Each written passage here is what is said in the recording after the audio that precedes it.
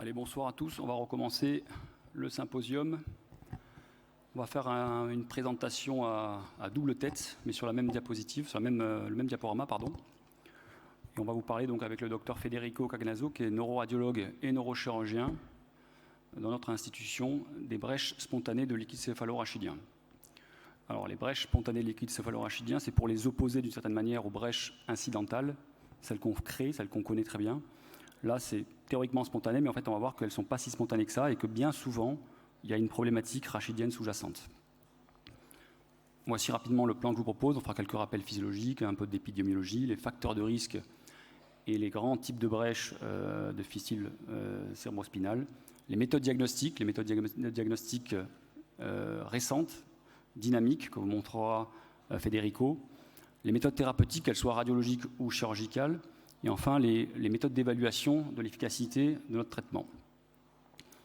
Alors, le cadre nosologique, c'est celui-là, c'est celle d'une brèche du liquide céphalorachidien qui va générer une hypotension intracrânienne. Et le syndrome hypotension intracrânienne se définit dans la classification des headache disorders. Il faut notamment des signes radiologiques à l'IRM que vous présentera Federico, et il faut également théoriquement une pression d'ouverture à la ponction lombaire avec un certain indice. On se rend compte que finalement, ce n'est pas parfait, mais ça mérite en tout cas, en termes de classification, d'exister et donner un cadre à ce syndrome d'hypotension intracrânienne. Le gros challenge, c'est en fait de localiser la brèche de liquide céphalorachidien. Alors, vous savez très bien, le liquide céphalorachidien est produit dans les plexus choroïdes, qui sont des lacis, des espèces de capillaires situés au niveau du plancher des ventricules latéraux et du troisième ventricule, et également au niveau du toit du quatrième ventricule. Et cela produit à peu près 0,5 ml par minute de LCR avec une totalité par 24 heures de 5 à 600 cc, ce qui est relativement conséquent évidemment. On a entre 100 et 150 cc de LCR qui est piégé dans le cerveau et qui se continue ensuite bien sûr au niveau spinal.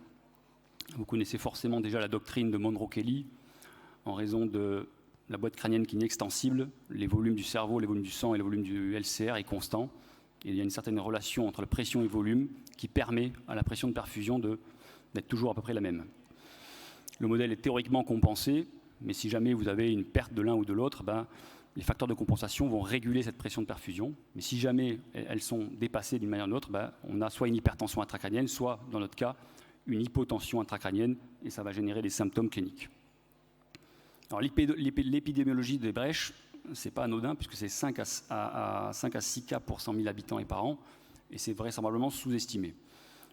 Par comparaison, une rupture d'anévrisme que tout le monde connaît, rupture d'anévrisme intracrânien, c'est entre 5 et 8 cas pour 100 000 habitants. Donc on est quasiment dans les mêmes ordres d'idées. Sexe ratio, c'est bien plus présent chez la femme. Et le maître signe, le maître symptôme, c'est la céphalée orthostatique, qui va bien souvent s'accompagner d'une myriade de signes cliniques, nausées, acouphènes, parésie faciale. Enfin, il y a tous les signes liés à l'atteinte des paires crâniennes, en raison en fait, d'une descente du cerveau dans la boîte crânienne et par des phénomènes de traction qui vont créer tout un tas de symptômes. Il y a un certain nombre de diagnostics différentiels qu'il faut connaître. C'est plutôt l'apanage finalement des neurologues. Mais rappelez bien, c'est le céphalée orthostatique qui cède en général à l'alitement du patient avec une latence qui peut être plus ou moins importante en fonction de l'antériorité de la brèche. Alors les causes et facteurs de risque de cette fuite, en fait, on se rend compte que bien souvent, il y a un frottement, il y a un mouvement qui peut être à l'occasion d'un effort de toux, d'éternuement ou un micro-traumatisme qui va générer une déchirure de cette dure mère. On voit sur cette photo ici, il y a un petit ostéophyte, un petit fragment discal qui a vu provoquer cette déchirure de la dure mère et créer la brèche et ensuite générer cette fistule de liquide céphalorachidien. Dans le Lancet 2022, ils ont donc détaillé les 3 grands types de brèches qu'on est capable désormais d'identifier. Il y a donc les brèches de type 1 qui sont les brèches en position ventrale, donc antérieures à la moelle épinière, qui sont donc bien souvent le cas d'un petit ostéophyte, un fragment osseux, un fragment discal. Les types 2 qui sont en fait au niveau de la racine. Probablement, il y a une zone de fragilité entre la jonction de la racine et de la dure mère. Peut-être par la fixité de la racine et les mouvements de l'ensemble du sac dural, il y a peut-être une déchirure qui se crée. Et on a une espèce de pseudo-diverticules et qui viennent après générer donc une brèche. Et le type 3 qui est une entité tout à fait à part, où il y a une communication directe entre justement la racine et le plexus veineux avoisinant, où il y a un passage direct de LCR, et Federico vous montrera la particularité de ces types de brèches, qui est vraiment une entité très probablement différente, où il n'y a pas de traumatisme, il y a un espèce d'environnement très peut-être facilitant à la genèse de cette fistule. Et le challenge d'une équipe multidisciplinaire comme la nôtre, c'est d'une part de confirmer le diagnostic d'hypotension intracrânienne, mais là on verra qu'il y a de plus en plus d'éléments. Ensuite, une fois que vous avez fait le diagnostic d'hypotension intracrânienne, il faut localiser la brèche. Et une fois que vous avez localisé la brèche, bien sûr, il faut la fermer. Et donc je vais passer la main à Federico qui va nous parler donc des signes déjà radiologiques IRM et spinal pour confirmer l'hypotension intracrânienne. Bonjour à tous, merci Nicolas pour cette invitation, cette opportunité de partager avec vous notre expérience sur les brèches spontanées du liquide céphalorachidien. Donc on parle du diagnostic de l'hypotension intracrânienne et donc dès qu'on parle du diagnostic, de la confirmation du diagnostic, il faut parler de l'IRM. Donc l'IRM encéphale est la clé pour pouvoir confirmer les diagnostics d'hypotension intracrânienne spontanée.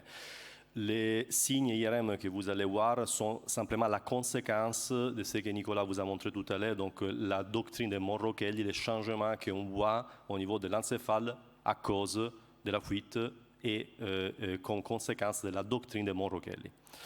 Donc, quels sont les signes les plus importants? Donc, une IRM injectée avec gadolinium, qu'est-ce qu'on voit? Donc, on voit ce qu'on appelle le rehaussement de la pachyménage. Donc, vous voyez ces signes, donc la ménage, la durmère qui est rehaussée de façon homogène et symétrique. Et ça, c'est un signe vraiment typique d'hypotension intracrânienne.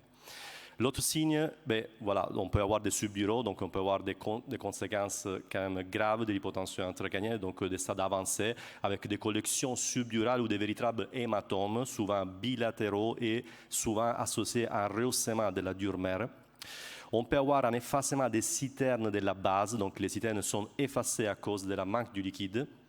On peut avoir un engorgement des sinus, les sinus sont gros, parce que voilà, il prend la place du liquide. Et dans les cas extrêmes, on peut avoir ce qu'en anglais est décrit comme brain sagging, ça veut dire en fait un effacement complet du tronc encéphale avec une descente du tronc encéphale vers les foramen occipital, donc des cas, voilà, un stade vraiment avancé. Il faut aussi reconnaître qu'il y a voilà, d'autres signes. Si vous voyez des IRM, par exemple, la pachyménage, on la voit même sur les séquences flaires qu'ils n'ont même pas injectées parce qu'elle est épaisse avec une espèce d'hyperémie de la pachyménage. Parfois, on voit des signes un peu plus discrets comme une hypophyse qui est bombante et cette hypophyse chez un sujet de 70 ans, par exemple, n'est pas normale, donc il faut vraiment nous faire évoquer un syndrome d'hypotension intracrânienne. Et d'autres signes plus discrets, par exemple, on voit une disparition complète du liquide autour du nerf optique, dans la gaine du nerf optique. Il faut aussi savoir qu'il y a des signes chroniques parce qu'on ne voit pas tous les patients dans un stade aigu, on peut voir des patients à distance des années de la brèche. Et par exemple, on peut avoir des patients qui présentent une espèce d'hyperostose de la voûte crânienne, conséquence connue d'une hypotension chronique. Et une autre chose à connaître, c'est ce qu'on appelle l'hémosidérose infratentorielle. Vous voyez cette IRM, c'est en 2017, le patient a eu une brèche en 2017 à distance de 5 ans, il développe ça. Il développe en fait un saignement infratentoriel, surtout au niveau du cervelet, et ça c'est vraiment un signe d'une brèche chronique. Voilà, ça il faut vraiment le connaître pour pouvoir aller la rechercher. Très rapidement, l'équipe de Berne a publié un papier qui fait un listing en fait, de ces signes et ils ont publié un score de 0 à 9, dont 9 c'est le maximum 0, voilà, il n'y a pas de signes. Et 6 points de ce score de Berne en fait, correspondent à une sévérité importante de l'hypotension et une probabilité élevée d'avoir une brèche. Bon, simplement savoir qu'il y a un score en fait, de sévérité à l'IRM.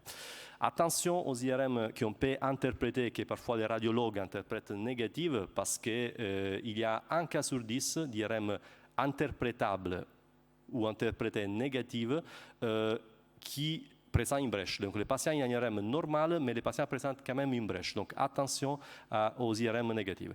Donc si l'IRM encéphale est la clé pour pouvoir confirmer le diagnostic, l'IRM de la moelle est la clé pour pouvoir orienter la recherche de la brèche. Pourquoi? Parce que, en fait, Nicolas vous a montré qu'il y a différents types de brèches. Il y a certaines brèches qui ont simplement une blessure de la durmère, donc un ostéophyte, et on a une collection liquidienne épidurale. Vous la voyez par exemple ici, mais vous la voyez bien sous les axiales. Et c'est pour ça qu'il est très important de demander des séquences TD sur les 3 plans à très haute résolution. Donc ce qu'on voit, c'est qu'en anglais on appelle SLEC, Spinal Longitudinal Extradural CSF Collection, c'est simplement ça, donc c'est une collection épidurale liquidienne. Pourquoi ça c'est important? Parce que l'algorithme diagnostique se base sur la présence ou l'absence d'un SLEC. Si on a des patients qui sont SLEC positifs, eh bien, on a 3 possibilités. La première est qu'on a un type 1, et même plus précisément on peut dire un type A1, de la classification, ça veut dire un ostéophyte antérieur. On peut avoir un type 1B, simplement c'est un ostéophyte postérolatéral, c'est rare, mais c'est possible. Et on peut avoir un type 2, donc c'est les diverticules qui fuient, donc le diverticule foraminal. Et sur la base de chaque doute diagnostique, nous avons une séquence diagnostique à réaliser, et je vous montrerai tout à l'heure.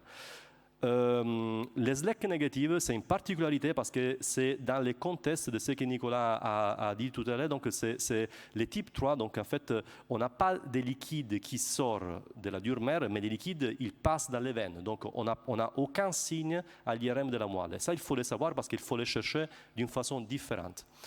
On commence par les SLEC positives et on va commencer par les types A, les types A1 précisément, donc on cherche au niveau antérieur de la dure mère. La recherche est très complexe parce qu'il faut réaliser certains examens dynamiques. Donc, des examens statiques ne servent à rien parce qu'on ne verra jamais la brèche.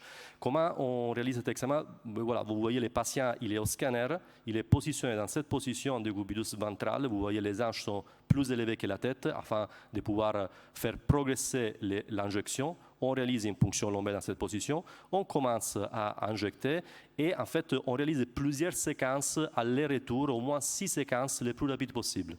Et là en fait vous voyez qu'il y a une image des fuites, donc vous voyez qu'il y a du produit de contraste qui est extradural et grâce à cet examen qui s'est fait en dynamique, on peut localiser, voilà, donc vous voyez la localisation en T6, on peut localiser de façon exacte et l'envoyer éventuellement à la chirurgie. Il est important de dire qu'il y a 2 possibilités. On peut être en face des fuites plutôt aiguës, donc des patients qui se présentent avec une fuite depuis quelques jours ou quelques semaines, et des patients qui se présentent avec une brèche depuis des mois ou même des années, beaucoup d'années. Pourquoi ça c'est important? Parce que regardez ce cas, donc ça c'était une patiente de 37 ans qu'on a reçue dans notre service avec des céphalées en coup de tonnerre. Il a tous les signes d'hypotension, il y a une collection épidurale à la fois antérieure et postérieure. La particularité est que, par exemple, dès qu'on réalise cet examen, vous voyez la patiente est positionnée sous le ventre, et dès qu'on essaie de réaliser la ponction lombaire dans cette condition, vous voyez que c'est impossible de piquer la dure mère parce qu'il y a une telle hypotension que dans cette position devient impossible. Vous voyez qu'il y a un effet d'aspiration d'air. Et du coup, dans ce cas, il faut le savoir. Parfois, on est obligé de placer un microcathéter intratécal, repositionner la patiente dans la même position et refaire l'examen. Et là, vous voyez une belle fuite. La fuite elle est vraiment grosse, elle est vraiment à très haut débit. Vous voyez localisée entre TD et T3. Et sur un cliché tardif, vous voyez la fuite progresse de façon très vite. Donc ça, c'est dans les conditions aiguës. Dans les conditions chroniques, c'est différent. Ça, c'est un patient qui a eu une hypotension en 2012. On la découvre à distance, plus de 10 ans. Vous voyez, il y a une collection liquidienne qui est compartimentalisée, une espèce de membrane inflammatoire qui essaie de limiter en fait la fuite. On place les patients dans la même position et en fait, ici, c'est les clichés juste avant que les contrastes arrivent. Et ça, c'est les clichés dès que les contrastes arrivent. Vous voyez qu'il est nettement différent parce qu'il est beaucoup plus difficile de la retrouver. Parce qu'il y a une espèce de phénomène de cicatrisation qui essaie de limiter. Et du coup, ça, il faut le savoir, parce que dans une condition, on peut avoir des problèmes à réaliser l'examen à cause d'une vraie hypotension. Dans le deuxième cas, on peut avoir des problèmes à retrouver la fuite telle qu'elle est petite avec le phénomène de cicatrisation. Comme nous avons dit, on a aussi des fuites postérieures. Donc ça, c'est un cas, voilà, un très joli cas où on avait une collection postérieure avec un ostéophyte qui était en contact de la dure mère. probablement le sulfite qui avait causé la brèche était celui-là que vous voyez ici. Et bien, on est obligé quand même de réaliser des examens en dynamique. Là, on a publié une technique que nous avons développée avec Nicolas à Montpellier. Donc, c'est exactement la même chose, sauf que le patient il est positionné sur le dos avec un microcathéter dans le sac dural et on réalise des clichés dynamiques. Et là, vous voyez qu'on a pu voir la fuite au niveau T11. Et je vous montre la preuve chirurgicale, ça c'est voilà, la chirurgie de Nicolas. Dès qu'on enlève la lame, on fait une spinolaminectomie, vous commencez à voir cette fuite de liquide céphalorachidien. Et dès qu'on aspire les liquides, vous allez voir qu'il y a une blessure de la dure mère, une blessure pas iatrogène, une blessure spontanée qui était localisée par l'examen dynamique. Donc, on passe au type D, donc dernière partie de cette première présentation. Donc, on a dit c'est un diverticule foraminal qui fuit. Comment on cherche ça? On met les patients en décubitus latéral et dans notre service, on réalise pas vraiment un myéloscanner, mais on réalise plutôt une myélographie, donc une fluoroscopie. Pourquoi? Parce que c'est un examen qui est très bien, très performant quand les patients sont dans cette position et on n'a pas les problèmes des épaules, de l'ombre en fait, de la radiopacité des épaules comme on peut avoir dans l'autre position. Donc c'est un examen qui marche très bien dans cette position. Vous voyez ce cas, donc vous voyez une petite collection extradurale à l'IRM ici. Et ça, c'est la myélographie. Vous voyez les produits de contraste qui arrivent progressivement. Et regardez ici, en fait, où il y a la flèche, vous voyez qu'il y a du produit qui sort. Donc, on a pu localiser la brèche au niveau T11. Et ces cas, on peut les traiter en première intention avec de la colle de fibrine du T-Seal en percutané sous scanner. Donc, ça peut marcher.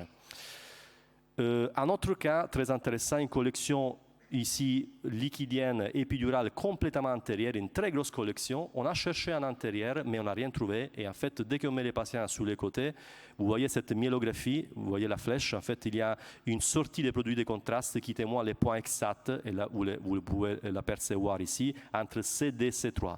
Donc, la fuite peut être au niveau du foramen. Un dernier cas, et je vais terminer cette première partie, donc encore un autre exemple, une petite collection épidurale T12 est là, un patient avec une hypotension céphalorhostostatique. Il a un diverticule que sous les clichés du début, en fait, initial, on ne voit rien. Mais sous les clichés tardifs, vous pouvez apercevoir qu'il y a une petite fuite au niveau de la racine, donc entre la dure mère et la racine. Cet type de brèche, on peut la traiter, comme je vous avais montré, avec injection de colle de fibrine sous scanner, donc notamment du T-Seal. Donc voilà la première partie pour rechercher les deux types de fuites, les types 1 et 2, et la troisième type, on l'abordera à la fin de la présentation parce que c'est vraiment un type de brèche complètement différente.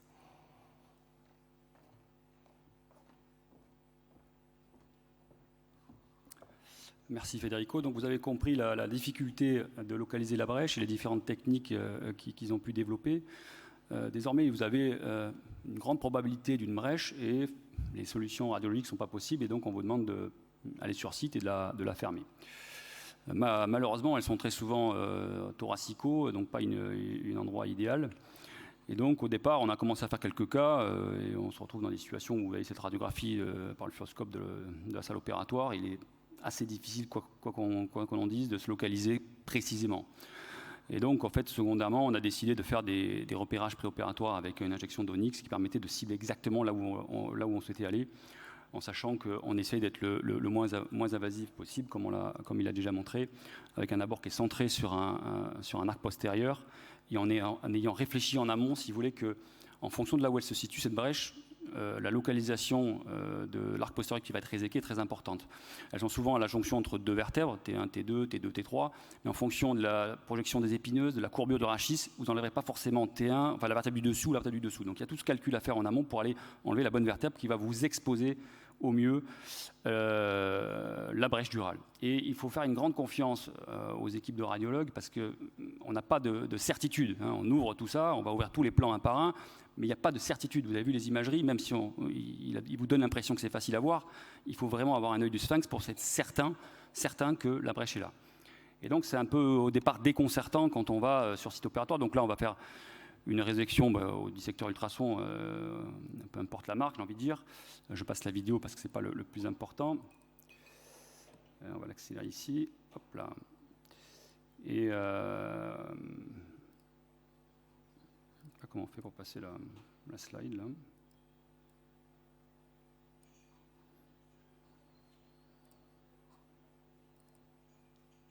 Ah voilà, non. Je sais pas comment je fais pour passer la slide. Ah voilà. Et donc un cas typique. Vous allez avoir l'interrogatoire de la patiente. Je suis au travail et j'ai des céphalées insoutenables qui me tétanisent de douleur. Je vais aux urgences. Je pensais que je faisais une hémorragie. Voilà. Le 8 septembre, le jour même, vous allez aux urgences de Nice, c'est ça? Oui. D'accord. Et donc? Je vais aux urgences, j'ai un scanner qui est normal et une IRM. Un scanner cérébral, normal. Voilà. Puis une IRM cérébrale. 2 jours après, le lendemain. 48 heures. Dès le début, c'est orthostatique. Oui, et c'est orthostatique, c'est-à-dire que dès que je m'allonge, ça disparaît tout de suite. Donc voilà, situation clinique un peu classique, des céphalées orthostatiques, imagerie initiale, on ne voit rien de particulier. On finit par comprendre qu'il y a une hypotension intracrânienne, on fait une série de blood patch et ça améliore partiellement les symptômes, mais ils reviennent et on a vraiment une qualité de vie qui est altérée. Et finalement, elle vient à Montpellier, on lui fait un myéloscanner et une myélographie dynamique comme on l'a pu le voir et on identifie formellement, enfin en tout cas on pense, une brèche en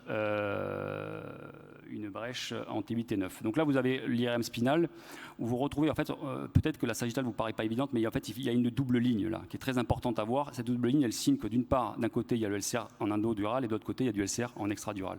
Et là, par contre, vous le retrouvez très clairement, comme il l'a montré, sur les coupes axiales. La myélographie, le myéloscanner dynamique, où on va retrouver, encore une fois, c'est pas sur une image statique comme ça qu'on peut prouver la brèche, c'est-à-dire qu'en regardant une par une les images, qu'on arrive à déterminer très précisément que la brèche a une grande probabilité d'être là. Et ensuite, donc, comme on a fait tout à l'heure, on va faire une ouverture. Donc on fait une ouverture avec 2 niveaux. Là, on a été obligé de faire 2 niveaux parce qu'au premier niveau, justement, on n'a pas trouvé la brèche. Donc on est obligé à un moment de prendre une position, donc on s'extend en bas ou en haut, mais ça c'est un choix à faire avec la réflexion qui avait été menée en amont. Et donc là vous allez voir, on ouvre et on coupe le ligament dentelé et je cherche à droite, à gauche parce que je ne sais pas vraiment où elle est, la brèche évidemment. Et je ne sais même pas s'il y en a une d'ailleurs. Et puis là, hop, on voit, vous voyez cet opercule ici, là c'est l'ouverture de la dure mère, totalement antérieure à la moelle. Et dans ce cas-là, en fait, on avait commencé par faire une dissection latérale pour être sûr d'abord qu'il y ait une collection épidurale. Et donc on a vu ça, effectivement il y avait du LCR, donc ça déjà confirme le premier point. Une fois qu'on avait fait ça ensuite, on peut s'exposer correctement pour le fermer. C'est toujours le même problème avec ce truc là, je ne sais pas comment faire pour passer la vidéo. Donc on a fermé cette brèche avec une méthode que je vous montrerai juste après. On revoit la patiente 3 mois après. Avant la chirurgie, j'avais des fortes céphalées orthostatiques, des fortes douleurs dans la nuque, des fortes douleurs en haut du dos et entre les omoplates qui m'empêchaient de rester debout. J'étais allongée la plupart du temps. Après la chirurgie, les symptômes sont partis instantanément. J'ai eu quelques douleurs résiduelles dans la tête et dans le dos suite à la chirurgie. Et 1 mois après la chirurgie, j'ai pu reprendre une activité plutôt normale. Donc on voit le profil et le faciès de cette patiente, il a changé entre la première fois et la deuxième fois. Elle est revenue, elle était souriante. Et clairement, en fait, les symptômes ont disparu quasiment en 48-72 heures. Ce qui est marquant aussi, c'est sur l'IRM. Vous voyez l'IRM préopératoire, on retrouve ses collections. Regardez l'IRM post-opératoire, il n'y a plus de collection. La dure mère est plaquée en avant et en arrière du canal vertébral. Un deuxième cas différent, celui d'avant, il était un peu en mode aigu. Finalement, il y avait 6 mois entre le diagnostic, enfin le premier symptôme et le traitement. Là, on a 3 ans. Et donc, le modèle de révélation est différent. De tête, c'est énorme. Vertige, vomissement. Ah oui. Ça a duré combien de temps ces maux de tête là, avant qu'on diagnostique le problème? 3 semaines. 3 semaines. Et donc on vous opérez, c'est des 2 côtés ou d'un côté les hématomes? Les 2 côtés. Vous n'avez pas eu de traumatisme auparavant, il n'y avait pas eu de choc, il n'y avait pas eu de quoi que ce soit? Rien qui... Vous ne prenez pas de traitement anticoagulant ou ne prenez pas d'aspirine? Actuellement? Non, avant. À ce moment-là, non, je ne prenais rien. J'avais mon travail, tout se passe bien. D'accord. Donc on vous a opéré de ces hématomes en novembre 2020, suite à des céphalées qui s'étaient révélées 1 mois avant. Donc là, c'est un cas différent. Elle est opérée de 2 hématomes sous-duro-chroniques. Les neurochirurgiens savent très bien qu'à 40 ou 50 ans, opérer de sous-duro-chronique, ce n'est pas tout à fait normal. Elle était chauffeuse de bus, elle menait une vie tout à fait normale. Et puis elle a commencé à avoir ses céphalées, etc., jusqu'à avoir des hématomes sous-duro-chroniques. Elle a été opérée à Marseille des hématomes sous-duro-chroniques. Et puis, les symptômes ont continué. Elle allait mieux qu'avant les hématomes, mais elle a gardé un certain nombre de plaintes et de symptômes, si bien qu'on l'a même étiquetée migraineuse chronique. Elle a eu des injections de toxines botuliques en région cervicale et ainsi de suite, puisque finalement on trouve sur les myéloscanners et l'myélographie dynamique qui a été toujours fait par Federico un doute sur une brèche, cette fois-ci T2-C3. Et donc là, on retrouve les images classiques que vous avez déjà vues, cette IRM où vous avez dédoublement de la dure mère. Sur la coupe axiale, pareil, vous avez une espèce de deuxième collection. On est un peu frappé par l'espèce d'effet un peu évasé de cette collection. Et pareil sur la coupe sagittale que vous voyez à droite. Et donc les myélographies, on a déjà compris. Et donc on va faire de la même chose. Vous voyez, c'est exactement la même procédure. Et là, on retrouve cette fois-ci une toute petite brèche operculaire là, qui est juste là. Et alors, ce qui est assez intéressant, c'est qu'en fait, quand on a essayé de disséquer latéralement en extradural, on n'arrivait même pas à passer. Il y a une espèce d'engainement qui est probablement des mécanismes d'adaptation à la brèche pour essayer de cloisonner l'ensemble, qui fait que ça fibrose l'ensemble. Et il y a probablement donc des espèces de collections en deux parties qui empêchent ou qui limitent la fuite de liquide céphalorachidien pour essayer d'aboutir à une guérison spontanée. Alors, on va accélérer. Hop là. Du coup, je ne sais plus où j'en suis. Non, c'est là. Donc, dans ce cas-là, on a choisi, elle était un peu plus latérale que les autres. On a choisi donc un clippage par les plus petits clips qui sont finalement disponibles au bloc opératoire, qui ne sont pas très grands. Ça fait 2,6 mm la hauteur du clip. La difficulté, c'est comme qu'elles sont assez antérieures, assez médianes, il faut quand même refouler la moelle épinière. Et on a toujours un peu peur d'avoir des conséquences neurologiques définitives. Donc, bon, là, on arrive finalement à clipper. L'autre problème, c'est que ça fait quand même une proéminence. Donc, on se dit, ça va peut-être pas laisser ça. Ça risque de faire comme une myélopathie chronique. Donc, on met un patch par-dessus pour faire une espèce d'effet matelas et d'effet de protection de la moelle épinière. Et l'IRM, pareil, l'enveloppe, vous voyez qu'on voit très bien le petit patch qui est en avant de la moelle épinière. Et sur l'IRM à 3 mois, il n'y a plus du tout de collection. On n'a plus du tout l'aspect qu'on avait sur l'axial ou le sagittal. Le dernier dossier, c'est 44 ans, BMI 28, appareil des douleurs, nausées, vomissements, etc. Édification d'une brèche en T1, T2. Vous avez exactement la même image, mais les choses sont assez reproductibles. Myélographie, myéloscanner dynamique, etc. Et on retrouvera de la même manière une brèche. Donc toujours, on explore d'un côté de l'autre. Vous voyez qu'on commence à la voir. Elle est assez flagrante, celle-ci. Et donc après, bien sûr, une fois que vous l'avez identifiée, il faut quand même essayer de la réparer. Alors, vous pouvez utiliser un patch, vous pouvez utiliser un clip. Je vais passer la diapositive. Et donc là, dans ce cas ici, on a utilisé donc un patch qu'on met en endodural. Donc, sans le citer, là, on a utilisé du Tacocil, mais vous pouvez utiliser d'autres patchs. L'avantage du Tacocil, j'ai envie de dire, c'est qu'il a une caractéristique où il est conformable. Donc on peut le mettre en position et le faire tourner de manière à ce qu'il se plaque bien en avant de la moelle épinière et qu'il ait une adhérence immédiate avec la brèche. Il faut pour cela, donc, comme je vous l'ai dit tout à l'heure, bien sûr, sectionner les ligaments dentés d'un côté et des deux d'ailleurs, parce qu'en général, ce qu'on fait, c'est qu'on passe de l'autre côté ensuite et on le récupère de manière à ce qu'il encorbelle complètement la moelle épinière et qu'il soit plaqué au fond. Donc je passe ça. Ensuite, une fois qu'on a fait ça pour sécuriser, si on a la possibilité, on fait exactement la même chose en extradural. On va faire la dissection latérale. Donc là, si en fonction de la chronicité de la fuite, ça peut être plus ou moins dur parce qu'il y a cette espèce de fibrose engainante qui rend la dissection souvent un peu plus ardue. Et on va passer donc avec la petite spatule, le patch. Et cette fois-ci, bien sûr, la face jaune qui est la face active, elle est vers nous. Et on peut récupérer, bien sûr, le patch de l'autre côté de la même manière. Je passe exactement aussi. Allez. Dernier dossier, un cas, comme il vous l'a montré, qui est un cas chronique. Il a des céphalées depuis 2017, il a été déjà repris dans l'exploration précédente. Une hémocidérose et l'identification cette fois-ci de la forme de type 2, où on a, si vous voulez, un petit opercule sous la racine. Et alors, ce qui est intéressant, c'est que vous avez, quand on a essayé dans ce cas de disséquer en extradural, on n'arrivait pas à trouver la collection. On se dit, c'est bizarre, il y a une énorme collection sur l'IRM, mais il n'y a pas de collection dans le canal vertébral. Et en fait, quand vous voyez que j'appuie au fond, il y a une espèce de résurgence du liquide céphalorachidien, parce qu'il y a une deuxième cavité qui s'écrit en dessous et qui alimente en fait cette fois-ci, parce que comme j'ai vidé le liquide céphalorachidien, elle est réalimentée par la collection qui est encore en partie pleine. Ouais, on voit le liquide céphalorachidien qui ressurgit. Et dans ce cas-là, comme on est très latéral, on a mis un point, c'était beaucoup plus simple, ça posait moins de problèmes techniques. Ensuite, bien sûr, on a pris parti de faire des ouvertures le plus petites possible, et donc c'est pour ça qu'il faut bien cibler l'origine de la brèche, et donc de faire des fermetures anatomiques où on vient reconstituer le bloc spinolamaire avec des petites plaques de synthèse qu'on utilise dans la chirurgie crânienne, de manière à avoir une réintégration la plus naturelle, la plus physiologique possible.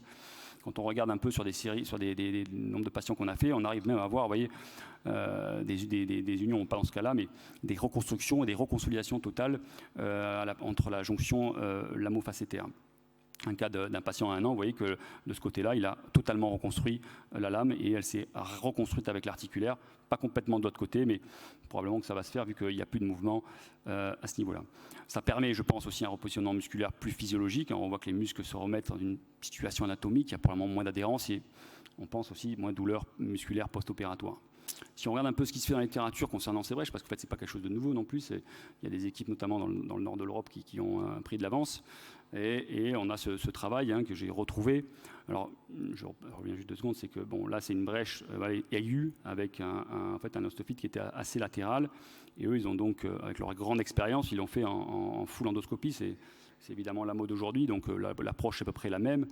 Et ils viennent donc, on voit ici, j'ai coupé un peu la vidéo, mais ils viennent identifier cette brèche. Donc il faut être, pareil, de la même manière que j'ai dit, il faut être quasiment sûr qu'on soit au bon endroit. Sinon, on peut bien sûr explorer de la même manière, mais peut-être c'est un peu plus risqué. Ils avaient fait juste en amont une résection discale pour enlever l'ostophyte qui était agressif. Et là, bien sûr, comme en endoscopie, ils vont descendre un patch, mais comme les collègues qui font de l'UB ou du monoportal font quand ils ont une brèche. Donc ça revient à peu près au même. Là, c'était antérolatéral. Quand c'est très ventral, je ne sais pas si on a le même accès par cette technique-là. Peut-être qu'on aura une expérience future. Et donc, bien sûr, bon, dans le cas présenté, ils ont des bonnes suites. Je passe ça rapidement. D'autres papiers qui montrent en fait qu'ils ont, eux, opté pour une approche avec une voie tubulaire où ils ont, sur une série un peu plus conséquente, cette fois-ci il y a 33 patients, et ils calculent un peu la zone d'ouverture, etc. et la zone de résection, la préservation ou pas de la facette. Et on se retrouve donc dans des situations où voilà, on a effectivement un accès en tout cas qui est plus minimisé. Peut-être que c'est un peu plus difficile parfois d'aller fermer la brèche, ils ne le disent pas vraiment dans le papier. C'est aussi en tout cas intéressant d'un point de vue purement technique. Quand on regarde les papiers sur la plus grosse série qui vient d'Allemagne, 74 cas, donc on retrouve à peu près ces gens jeunes, 45 ans d'âge moyen, et un délai entre les premiers symptômes et le diagnostic et le traitement, c'est 5 mois. Vous voyez, donc il se passe du temps avant qu'on arrive à identifier la brèche, et il y a des extrêmes entre 0,5 et 15 et 157 mois. Et dans leur série, qui est une série très chirurgicale, donc il y a un biais, il y a moins de type 3 que vous présentera juste après Federico, on avait quand même 55 de positions très ventrales, ce sont les positions évidemment les plus compliquées à réparer. Quand on regarde l'échelle visuelle de qualité de vie ou bien le score UKI 5D de qualité de vie pareil, vous avez tout de suite en fait une amélioration de tous les paramètres et qui continue un petit peu à s'améliorer quand on arrive jusqu'à 6 mois post-opératoire. Je vais repasser donc maintenant la main à Federico qui va nous redéfinir le type 3 et les méthodes de traitement.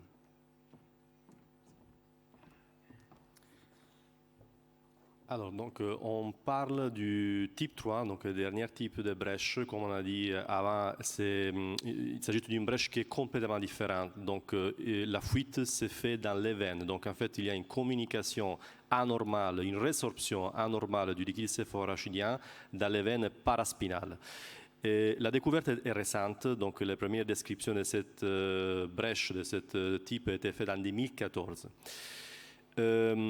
Pourquoi on a ce type de fistule, qu'on appelle fistule duroveineuse? On n'a pas encore bien compris, donc la physiopathologie n'est pas encore bien claire, mais probablement, de façon physiologique, il y a une résorption du liquide céphalorachidien entre la dure mère de la racine et des granulations de Pacchioni autour de la racine.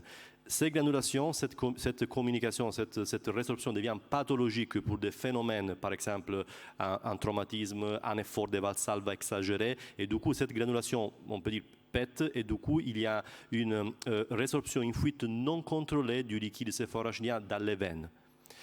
Il faut savoir qu'on a détecté en 2014, les premières séries montraient une prévalence de 3%, Et dès qu'on avance avec les techniques, vous voyez en 2019 20% et les séries d'aujourd'hui, dont même la nôtre, ils montrent à peu près 30-40% et ça dépend, comme dit Nicolas, aussi du centre, parce que si on a des centres où il y a un neuroradiologue qui cherche ce type de brèche, eh bien, on les trouve plus que voilà, des centres qui n'ont pas la technique pour les rechercher. La technique, c'est laquelle? Donc, c'est la myélographie dynamique latérale. Donc, le patient, il est positionné en décubitus latéral, il faut chercher les deux côtés parce qu'on ne sait pas de quel côté la fuite est présente. Souvent, c'est à droite, mais on peut avoir en 30% de fistules à gauche. Et la technique, c'est laquelle? Je vous montre une vidéo. Donc, imaginez-vous que les patients ont un décubitus latéral, on commence à injecter, on pressurise le sac dural et on injecte du contraste. Et vous voyez qu'il y a du contraste et un diverticule qui s'injecte. Là, vous voyez une image d'une veine qui clignote, j'espère qu'il soit bien sur l'écran. Donc, et là, voilà, on peut détecter une fuite, une fistule duroveineuse entre T10 et T11 à droite. Comment on les traite? Le traitement est plutôt endovasculaire parce qu'il s'agit de veines et du coup on peut passer par les veines. Les abords sont plutôt fémorales, donc on passe par les veines fémorales. On peut passer dans les systèmes azygos pour aller à droite. On peut passer par les systèmes de la veine lombaire ascendante pour aller à gauche. On peut passer par les vertébrales si on doit traiter des fistules cervicales, donc voilà, on peut accéder à tous les systèmes veineux. Je vous montre un exemple, ça c'était une fistule duroveineuse, une très grosse fistule qui se voit vraiment bien localisée en T9 à droite. La patiente présentait des céphalées à l'atout depuis des années. Et le traitement est le suivant. Donc vous voyez que nous avons cathétérisé par l'azygos la veine intercostale, T9. On a placé un microcathéter et là on commence à injecter de l'onyx. Et vous voyez l'onyx en fait qui se propage tout autour à l'intérieur, au milieu de la veine intercostale et du plexus périforaminal et du plexus épidural jusqu'à avoir les résultats suivants. Voilà, donc il faut avoir ce type de résultats, il faut boucher l'endroit complet avec la veine intercostale et tous les plexus épidural autour afin de bloquer la sortie du liquide céphalorachidien. Je vais vous montrer les résultats que nous avons une fois qu'on traite de façon ciblée une fuite, soit par voie chirurgicale, soit par voie endovasculaire. Je vais commencer par la chirurgie. Donc, Nicolas vous a déjà montré les résultats de l'IRM spinal une fois qu'on bloque la brèche, qu'on traite la brèche. Donc, vous voyez avant la chirurgie, la collection épidurale, après la chirurgie, plus de collection épidurale. Mais je vais vous montrer une autre chose intéressante, c'est l'IRM encéphale. Et vous voyez 3 images avant la chirurgie, à 48 heures de la chirurgie et à 3 mois. Et en fait, ce qu'on peut regarder ensemble, regardez l'hypophyse avant la chirurgie. Elle était bombante, elle était grosse. Et à 48 heures, elle redevient normale. Regardez les sinus droits et les sinus sagittales, eh bien, ils changent de taille. Donc, le sinus droit, avant la chirurgie, il était gros. Et après la chirurgie, devient normal. Donc, c'est vraiment un changement, on le voit à l'œil. Donc, ça témoigne vraiment qu'on était efficace. Et tout ça persiste à 3 mois. Donc, une efficacité qui est persistante. Il est intéressant, ici je vous montre des images, en fait, c'est une superposition d'une IRM avant et après la chirurgie. Et en fait, vous voyez le cerveau qui bouge. Donc, le cerveau, une fois qu'on bouche la fuite, change de position. Vous voyez les sinus qui changent de taille, les sinus droits, l'hypophyse qui change de taille, les ventricules qui changent de taille. Donc en fait, le cerveau il se déplace de façon très rapide parce qu'il retrouve voilà, son endroit normal une fois qu'on a rétabli l'équilibre de la dynamique du liquide céphalorachidien. La même chose, on l'a quand on traite de façon endovasculaire la fistule duroveineuse. Ici, vous voyez une fistule, ça c'est un diverticule, et là c'est la veine, au niveau T8 à droite. On traite, comme je vous avais montré dans la vidéo, donc on passe par l'azygos, c'est cette veine-là, on arrive au niveau de la veine intercostale, du niveau pathologique, on injecte de l'onyx, et on a cette caste d'onyx. Et si vous avez l'IRM avant, à 72 heures et à 10 mois. Et regardons ensemble donc, la dure-mère avant et après. Donc il y a une complète régression de l'épaississement de la plaque qui mélange. Regardez les ventricules avant et après. Donc les ventricules, ils étaient tout petits avant et à 3 jours, ils récupèrent du volume. Les sinus, même chose, ils deviennent normaux et toutes ces améliorations sont persistantes. À 10 mois, voilà, les patients ils vont bien. Et voilà, je termine cette partie plutôt endovasculaire. Je passe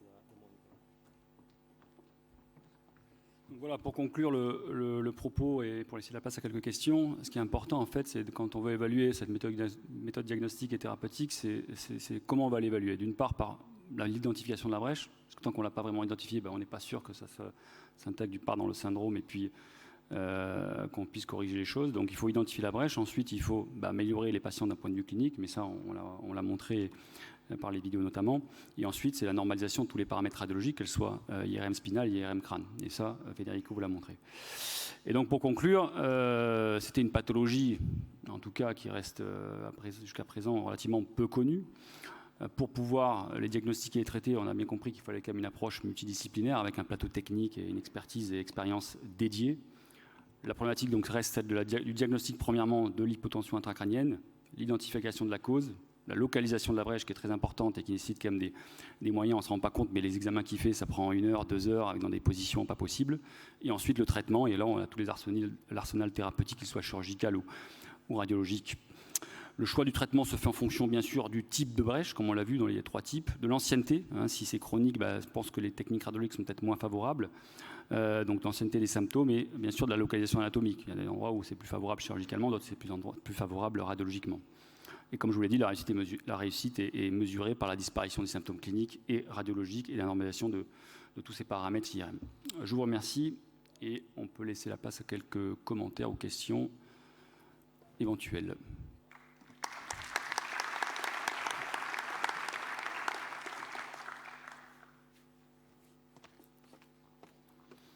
Une remarque, des interrogations?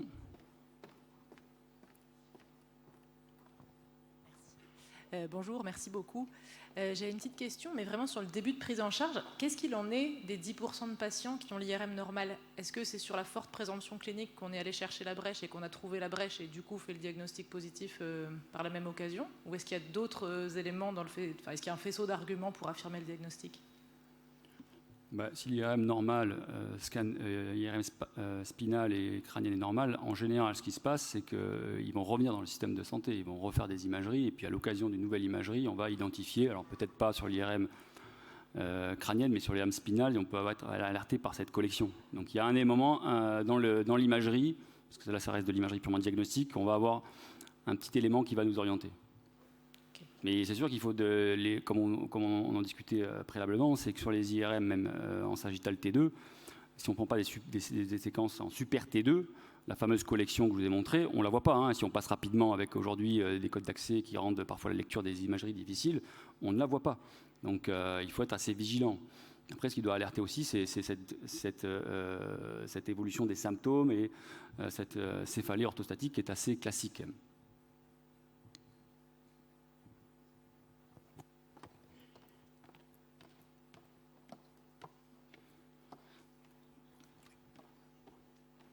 Une autre question, peut-être? Bonjour. Merci beaucoup pour le topo. Moi, j'avais une question sur le compartiment anatomique dans les brèches thoraciques hautes. Parfois, tu retrouves vraiment du LCR en épidural. Parce que moi, j'ai jamais réussi à avoir le LCR en épidural quand il y avait une brèche. Et j'avais plutôt l'impression que c'était dans un espace interdural. Ce qui expliquerait que le blood patch, ça risque pas beaucoup de marcher, quoi. En fait, c'est la différence entre une brèche prise dans la charge de la phase aiguë et une brèche prise dans la charge de la phase chronique. En aiguë, tu vas la trouver, cette collection. Et moi, je l'ai retrouvée sur 3-4 patients où, effectivement, dès qu'on va en latéral et qu'on recherche le plan vertébral, on retrouve à un moment ce flux de liquide pharynxien qui se vide. En revanche, si jamais tu es à la phase chronique, il y a eu effectivement cet engainement. Il n'y a pas un dédoublement de la dure-mère, je pense, c'est un engainement totalement différent. Parce que quand on ouvre la dure-mère, on se rend bien compte qu'il y a la brèche et que de l'autre côté, il y a encore une espèce de membrane. Il y a une espèce de néomembrane comme dans les pseudo-méningocèles qui se créent. Et c'est là, effectivement, que dans ce type-là, dans les phases chroniques, tu peux faire des blood patch, tout ça, ça va effectivement jamais rien changer, parce qu'il y a toujours cette petite communication entre le premier espace qui est l'endodural et cette néo-formation, cette néo-collection qui est plus ou moins fermée. Mais on peut penser qu'aux extrémités, peut-être qu'il y a des passages. Mais, ce que tu écris là, ça fait un peu de diverticule, mais à ce moment-là, tu n'aurais pas d'extension crânio-caudale aussi grande que ce que tu as, qui fait un peu de dissection, tu vois, qui vont du cervical haut, parfois au thoracique bas. Tandis que si tu avais vraiment une sorte de pseudomembrane qui engainait la collection, bah, ça fait ce qu'on appelait avant les kystes arachnoïdiens extraduraux, un diverticule du sac, quoi. Mais bon, et dernière petite question sur les fistules duro-veineuses. Vous les embolisez toutes ou parfois vous les opérez? Il y en a qui clippent les racines.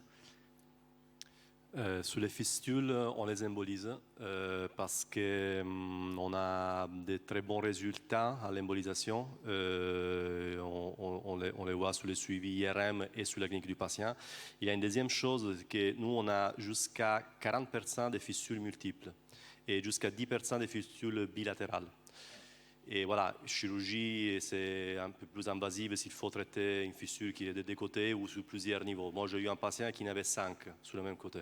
Donc, l'embolisation, une fois qu'on est en place, on peut emboliser plusieurs niveaux sans problème. Et avec l'Onyx, vous n'avez pas de névralgie intercostale? On a quelques cas, on a un tiers des patients qui ont des névralgies intercostales, mais transitoires, jamais permanentes.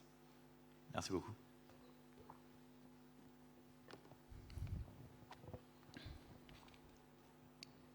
Bonjour, merci pour la présentation. Petite question un peu liée à ce qu'a dit Steven. Par rapport à Thysil qu'on vous injectez, c'est quoi la quantité que vous injectez pour éviter d'avoir un effet compressif, soit sur la moelle, soit sur la racine, la portion intraforaminale?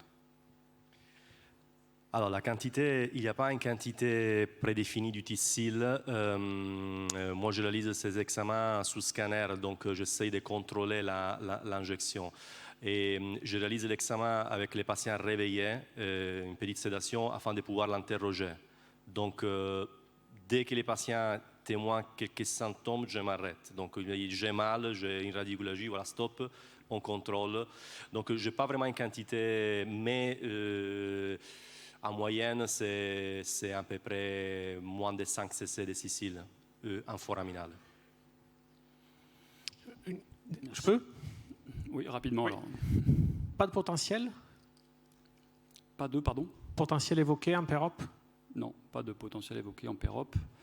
Alors dans les séries et dans la nôtre aussi, il y a des troubles neurologiques transitoires, surtout proprioceptifs, mais comme l'a dit également Federico, ils se résorbent en général en quelques jours.